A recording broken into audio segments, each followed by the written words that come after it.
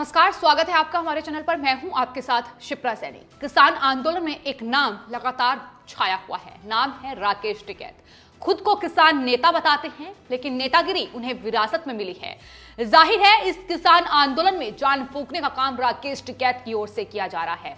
अपनी राजनीति को चमकाने के लिए वो खुद को किसान नेता बताते हैं और इस किसान आंदोलन में लगातार डटे हुए हैं।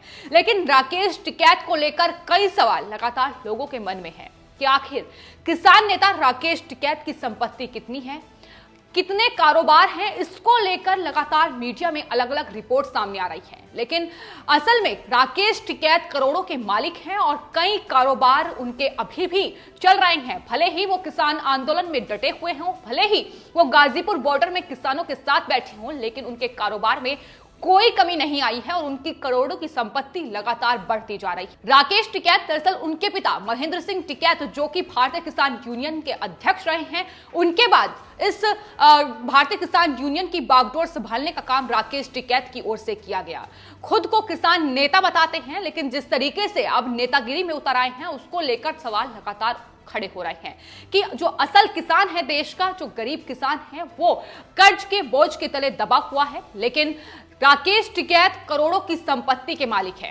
राकेश टिकैत की 4 राज्यों में संपत्ति है, जिसमें उत्तर प्रदेश, उत्तराखंड, दिल्ली और महाराष्ट्र शामिल है। एक आंकड़े के मुताबिक राकेश टिकैत की देश के 13 शहरों में संपत्ति है, जिसमें मुजफ्फरनगर, ललितपुर, झांसी, लखीमपुर खीरी, बिजनौर, बदायूं, दिल्ली, नोएडा, गाजियाबाद, देहरादून और हरिद्वार, रुड़की और मुंबई जैसे शहर शामिल है।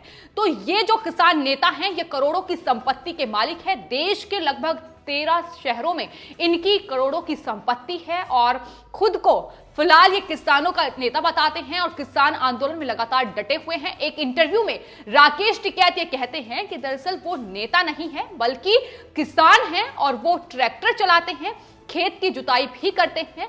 लेकिन बीते दिनों जिस तरीके से किसान आंदोलन में उनका वर्चस्व रहा है, जिस तरीके से उनको लेकर तमाम सवाल खड़े हुए हैं, जिस तरीके से वो विपक्ष के नेताओं के साथ एकजुट नजर आए हैं, उसको लेकर सवाल लगातार ये खड़ा हो रहा था कि दरअसल किसान जो खुद को बताते हैं, जो देश के असल किसान हैं, उसकी कमाई अगर महीने की कमाई देखी जाए तो 6,400 औसतन कमाई है।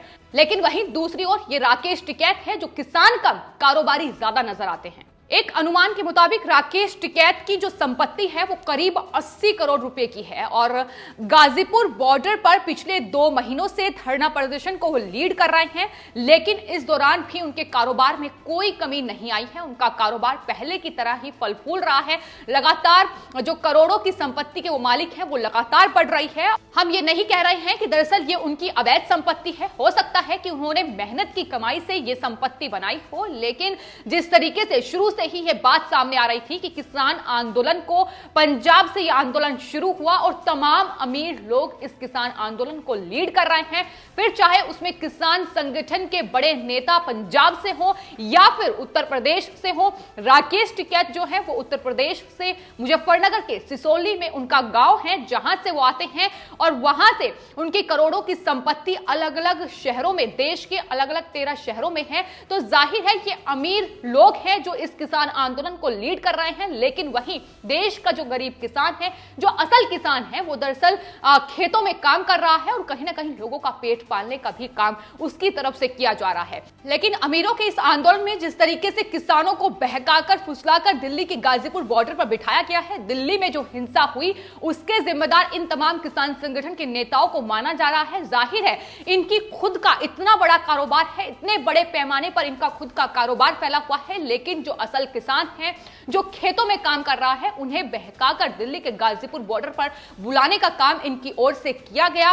राकेश टिकैत की अगर बात की जाए तो राकेश टिकैत पहले दरअसल दिल्ली पुलिस में कांस्टेबल थे, लेकिन उसके बाद अपने पिता महेंद्र सिंह टिकैत के साथ वो आंदोलन में जुड़े और उसके बाद उन्होंने उस पद से इस्तीफा दे दिया, जिसके बाद वो लगातार भारतीय किसान यूनियन के नेता के तौर पर सक्रिय रहे। इस बीच उन्होंने चुनाव भी लड़े, निर्दलीय सीट से वो चुनाव लड़े, लेकिन दोनों ही चुनावों में उनकी जमानत जब्त हो गई। तो किसान नेता के तौर पर तो खुद को स्थापित करने की कोशिश में राकेश टिकैत जुटे ही हैं, लेकिन वहीं दूसरी ओर लगातार वो राजनीति में भी सक्रिय रहे हैं। हालांकि जीत उन्हें एक भी सीट पर नहीं मिली, लेकिन पुरजोर कोशिश यही है।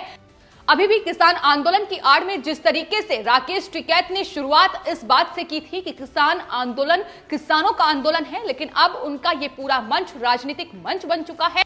और हाल ही के दिनों में वो कांग्रेस पार्टी से लेकर राष्ट्रीय लोकदल के जो नेता हैं उनके साथ नजर आए हैं। समाजवादी पार्टी के अखिलेश यादव से उनकी बातचीत हुई है, राहुल गांधी से उनकी बातचीत हुई है, आम आदमी पार्टी के नेता उनके मंच पर पहुंच रहे हैं। तो किस तरीके से अब वो खुद को नेता बनाने की ओर अग्रसर एक बार फिर से होने जा रहे हैं, ये साफ तौर पर दिखाई दे रहा है।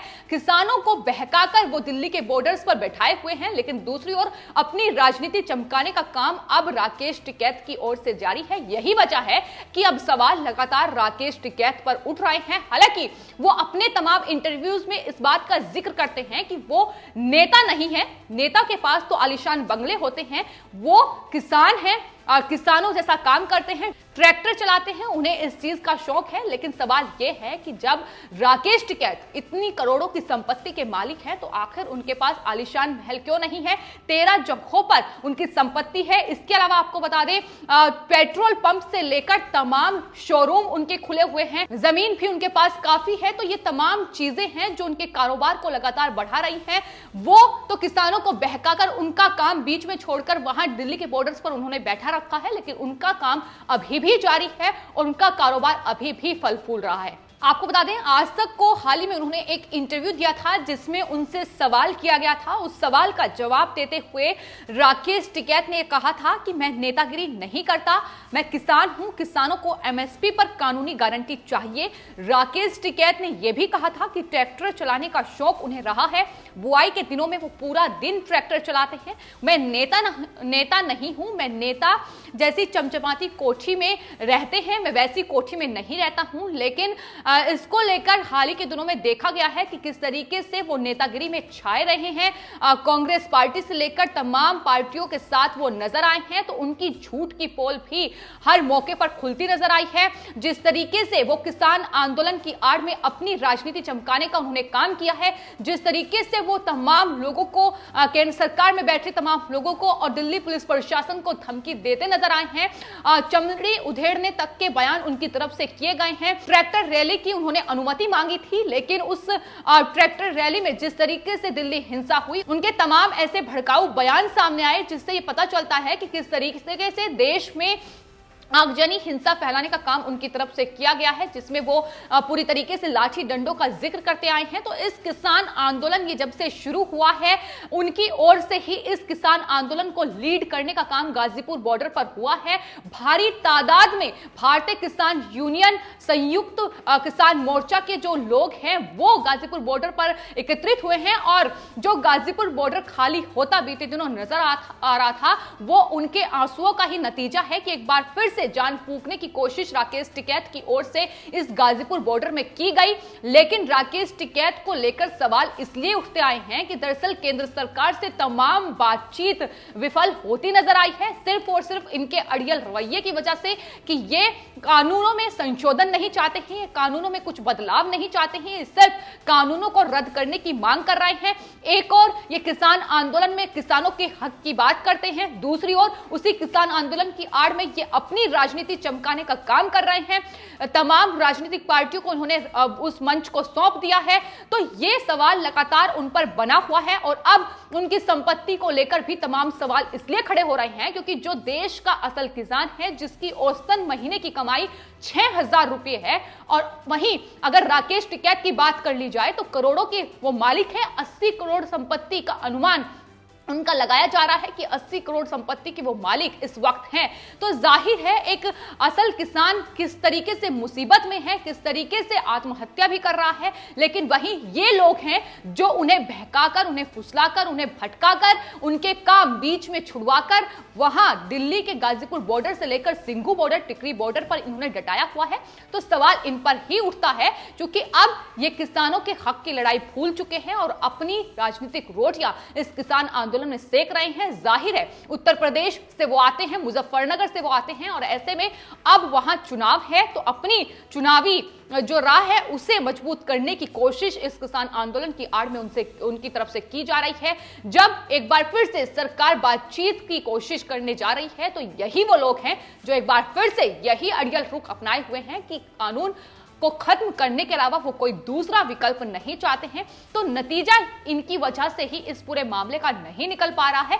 ऐसे में सुर्खियों में ये लगातार बने हुए हैं। इनकी संपत्ति को लेकर, इनके तमाम जो कारोबार है उसको लेकर सवाल खड़ा हो रहा है कि किस तरीके से ये पेट्रोल पंप से लेकर शोरूम, ईंट भट्टे और तमाम दूसरे कारोबार के मालिक हैं। एक तरफ ये खुद को किसान नेता बताते हैं, लेकिन दूसरी तरफ कितने बड़े कारोबारी हैं ये साफ तौर पर उनकी तमाम संपत्ति, उनके तमाम कारोबार से दिखाई दे रहा है। आपके इस पूरे मामले पर क्या राय है, हमें कमेंट बॉक्स में जरूर लिखें और चैनल को सब्सक्राइब करें। धन्यवाद।